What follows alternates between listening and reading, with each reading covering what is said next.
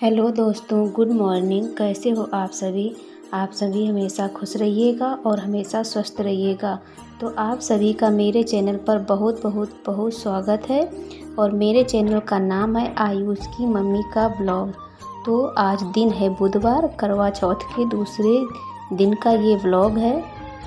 और सुबह के 9 बजे हैं, आयुष स्कूल चले गए थे। और फिर मैं यहाँ पर खाना बना रही थी और सब्जी बन गई थी, रोटियां भी बन गई थी, बस 2 ही रोटी बची हैं। तो आज मुझे मट्ठा फेरना है, क्योंकि ये हम रोज़ रोज़ नहीं फेरते हैं।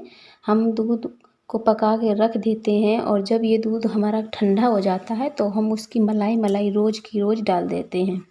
ऐसे क्या है, मलाई डालने से हमको उसमें उसका जो घी है वो ज़्यादा निकलता है और दूध हमारा खाने में चला जाता है। और हम थोड़ा थोड़ा डालते हैं तो हमें थोड़ा 4 से 5 दिन के बाद हम उसको फेर लेते हैं, तो फेरने से हमारा नींबू ज़्यादा निकल आता है। तो यहाँ पर मैंने बाद में एक रोटी मोटी बनाई थी अपने लिए।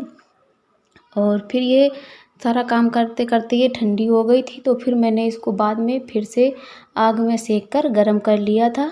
तो आज दूसरा दिन है करवा चौथ का और आज मेरे यहाँ फिर से एक नया मुसीबत खड़ा हो गया। और आज सुबह जब मैं उठी थी सोकर, मैं झाड़ू लगा रही थी, तभी मेरे फूफा जी का फ़ोन आ गया था। तो उन्होंने बताया कि हाँ, उनके भाई ख़त्म हो गए हैं। वो भी हमारे फूफा जी हैं और वो यहाँ मेरे यहाँ बहुत आते थे, हम लोगों को बहुत ज़्यादा मानते थे। वो हमारे सगे फूफा जी से भी ज़्यादा हम लोगों को मानते थे। तो हम अपने फूफा जी से उन्हें ज़्यादा चाहते थे। तो उन्होंने बताया कि वो मेरे बड़े भाई ख़त्म हो गए हैं। तो मम्मी सुबह सुबह वहाँ चली गई थी, पापा जा नहीं पाए थे क्योंकि आलू की बुआई करनी थी और आलू 2 दिन से कटा पड़ा हुआ है। उसकी जो कतरिया की जाती है तो वही पड़ी थी कतरिया, नहीं तो वो सड़ जाएगी। और दूसरा, पुलिस ने मना किया था कि आप घर पे रहिएगा, आज हम आपकी इंक्वायरी करेंगे। वैसे तो कुछ हुआ नहीं है, लेकिन हाँ, उनका रूटीन है तो वो करेंगे आकर के। तो इसी वजह से पापा नहीं जा पाए थे, मम्मी, चाची और चाचा गए थे। तो मैंने उनके लिए खाना बना दिया था, जल्दी खाकर चले गए थे क्योंकि उनको 2 से ढाई घंटा लगता है मोटरसाइकिल से जाने में। और फिर हम मट्ठा फेर रहे थे और मट्ठा के लिए हमने पानी गर्म कर लिया है। ऐसे क्या है, थोड़ी सी ठंड होने लगी है तो गर्म पानी डालकर हम फेरते हैं तो जल्दी से निकल आता है इसका नींबू। और सर्दियों में तो हमें ठंडे पानी की ज़रूरत होती है और सर्दियों में हमें गर्म पानी की ज़रूरत होती है और गर्मियों में हमें ठंडे पानी की ज़रूरत होती है। तो ऐसे जो बर्तन में हमारा दही लगा था तो उसको भी हम पानी डाल के छुटा लेंगे तो सब सारा छूट जाता है। और जो बर्तन हमारे घी दूध के होते हैं तो उसको गर्म पानी से धो लो, तो ज़्यादा निरमा और ज़्यादा साबुन यूज नहीं होता है। थोड़े निरमे और थोड़े साबुन में ही हमारे बर्तन अच्छे से साफ़ हो जाते हैं। तो मैंने गर्म पानी थोड़ा सा डाल के बाल्टी में और सारा उसमें निकाल लिया, जितना दही था वो छूट गया था।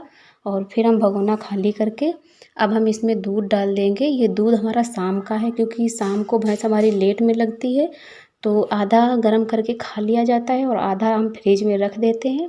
और इसे हम शाम को छान कर ही रखते हैं क्योंकि ठंडी की वजह से इसमें मलाई पड़ जाती है और सुबह ये फिर छन्नी से छनता नहीं है। तो हम शाम को छान कर रखते हैं और सुबह इसे ऐसे पलट के और गर्म कर लेते हैं। और इसे भगोने में गर्म हो जाएगा, फिर हम इसको डोलची में पलट के रख दें। और जब ये ठंडा हो जाएगा तब हम इसको शाम को इसकी मलाई उतार के एक बर्तन में इसी बाल्टी में डालते रहते हैं और इसी में थोड़ा सा दही लगा देते हैं तो ये जम जाएगा। फिर हमारा ये अच्छे से दही इसमें घी निकल आता है। तो ऐसे हम मलाई डालते हैं तो मट्ठा कम होता है और इसमें घी ज़्यादा निकलता है। और दूध है तो दूध हम लोग खा लेते हैं, फिर यही वाला गर्म करके शाम को खा लेते हैं। और जब शाम को भैंस लगती है तो उसको उठाकर हम फ्रिज में रख देते हैं। और फिर ये देखिए, थोड़ा ही टाइम लगा था गर्म पानी डालने के बाद और देखिए इतना सारा इसमें नींबू निकला है। और ये 1 दिन पहले का है, जब ये एक बार मट्ठा फेरा था तो उसमें इतना सारा निकल आया था। और अब घर में दूध होने लगा है, पहले तो नहीं होता था, अभी हुआ है 1 महीने से। तो अब हम पूरी सर्दी भर ऐसे ही घी कर लेंगे और सर्दियों में ऐसे पका लें, यही घी हमारा थोड़ा थोड़ा सा बचा कर रखते जाते हैं और बाकी हमारा खाने में जाएगा। तो इसको अभी हम आज का निकाल देंगे और फिर एक दिन और निकालेंगे, इसके बाद हम इसको पकाकर इसका घी निकाल लेंगे। और यहाँ का खाना बन चुका है और अब हम दोपहर का झाड़ू पोछा करेंगे और बर्तन भी धुलने हैं और आज हमें आयुष के कपड़े भी धुलने हैं। तो फिर हम यहाँ का काम करके फिर हम कपड़े धुलेंगे। और मम्मी पापा खा गए थे खाना और अभी हमने खाया नहीं है। और हम खाना तभी खाते हैं जब हम यहाँ का पूरा काम कर लेते हैं रसोई का, क्योंकि ये हमारा रसोई है। तो ये सबसे पहले ही गेट के अंदर आओ तो ये पहले ही पड़ जाता है चूल्हा। तो यहाँ पर हम पहले साफ़ सफाई कर देते हैं। अगर यहाँ का साफ़ सफाई ना करो तो ऐसा लगता है कोई आ जाएगा तो फिर अच्छा नहीं लगेगा। तो देखिए इसमें हमने गर्म पानी डाला था तो बर्तन का भी पूरा घी छूट गया और मेरे हाथों का भी पूरा छूट गया है। तो जितने भी दूध के बर्तन होंगे वो भी हम इसी गर्म पानी से छुटा देंगे। तो इसमें ज़्यादा निरमा या साबुन लगाएंगे तो ज़्यादा नहीं लगेगा। जैसे हम सभी कपड़े बर्तन धुलते हैं तो ऐसे ही धुल जाएंगे। और फिर हम सारे खाना उठाकर अंदर के कमरे में रख आए थे और यहाँ का जो बर्तन वर्तन है फिर भी हम नारदान पर रख दिए थे। और फिर ये यहाँ का साफ़ सफाई कर रहे थे। यहाँ पर कूड़ा रसोई की झाड़ू लगा देंगे और क्योंकि यहाँ पर ज़्यादा कूड़ा हो जाता है, इसलिए क्योंकि पूरा काम यहीं पर होता है इतने में, तो इतने में ज़्यादा हो जाता है। और यहाँ पे चूल्हा गर्म है तो इसकी राख हम इसी में झाड़ू लगाकर यहीं पर लगा देंगे। और जब शाम को ये ठंडा हो जाएगा शाम टाइम तब हम कूड़ा भर देते हैं और फिर दोबारा झाड़ू कूड़ा हो जाता है तो फिर दोबारा से झाड़ू लगाना पड़ता है यहाँ पर। लेकिन अभी हम एक जगह पर कर देते हैं क्योंकि ऐसे फैले हुआ अच्छा नहीं लगता है। और अगर तसले में भर दो तो फिर वो बाहर इधर उधर हवा में उड़ता रहता है, तो इसलिए हम इसको इसी में समेट देते हैं। और फिर हमने कपड़े धुल लिए थे और कल आलू की बुआई हुई थी तो उसमें खाद फैलाई गई थी तो बोरी रखी थी। और पानी हमारे यहाँ थोड़ा सा पानी की दिक्कत है, पानी हमारी मम्मी बाहर से भर के लाती है, घर में नल नहीं है। तो हम कपड़े धुले थे वही पानी हम बाल्टी में जो बचा था कपड़े धुलने के बाद उसी से हम बोरी धुल रहे थे। हम ऐसे ही पानी का यूज करते हैं, ज़्यादा पानी बर्बाद नहीं करते हैं। कुछ भी काम होता है ऐसा तो हम यही देखते हैं कि आज हमें कपड़े धुलने हैं तो उसमें जो काम ऐसे काम होते हैं तो उसी पानी से हम कर लेते हैं। जैसे कि मिट्टी की जिस दिन लिपाई होती है घर में गोबर की तो उस दिन के कपड़े अपने धुलकर पानी हम फेंकते नहीं हैं, वो भी रख देते हैं तो उसी से हम लिपाई कर लेते हैं।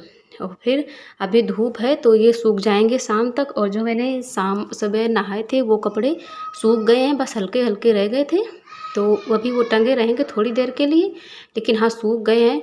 और ये साड़ी थोड़ी सिमटी है तो यहाँ ये थोड़ी थोड़ी सी गीली रह गई थी तो इसको मैंने अभी ऐसे ही फैले रहने दिया। और यहाँ पर ये सारे कपड़े फैला दिए थे। आयुष के कपड़े धुले थे क्योंकि करवा चौथ के दिन तो आप लोग जानते हैं कि मेरे घर में क्या हो गया था, तो इसलिए उस दिन वैसे भी काम ज़्यादा नहीं हो पाता है उस दिन, लेकिन और वैसे भी हम ये कपड़े नहीं धो पाए थे तो फिर हमने ऐसे उठा कर रख दिए थे। और 2 दिन के कपड़े हो गए थे तो फिर वो धुले थे। और आयुष स्वेटर भी गंदा हो गया था आयुष का तो उसे भी धुला था, क्योंकि बच्चे हैं जब खेलते हैं धूल मिट्टी में तो उनके स्वेटर गंदे हो जाते हैं। और वहाँ पसीना, अभी गर्मी भी होती है थोड़ा सा तो पसीने सीने में महकने भी लगते हैं। तो आयुष तो स्कूल चले गए थे और इतना काम करते करते बज गया था 12 बज गए थे। तो अब हम थोड़ी देर के लिए रेस्ट करेंगे जाके, क्योंकि 1:30 बजे आयुष की छुट्टी होगी तो 1:30 बजे तक वो आ जाएगा। तो आज का ब्लॉग बस यहीं तक है। और कैसा लगा मेरा ब्लॉग आप लोग कमेंट में बताइएगा और अपने फैमिली वालों और रिश्तेदारों के साथ शेयर कीजिएगा और मेरे चैनल पर बने रहिएगा। और जो भी लोग मेरे वीडियो देख रहे हो तो प्लीज़ उनसे हाथ जोड़कर विनती है कि मेरे चैनल को सब्सक्राइब ज़रूर से कर लीजिएगा। धन्यवाद।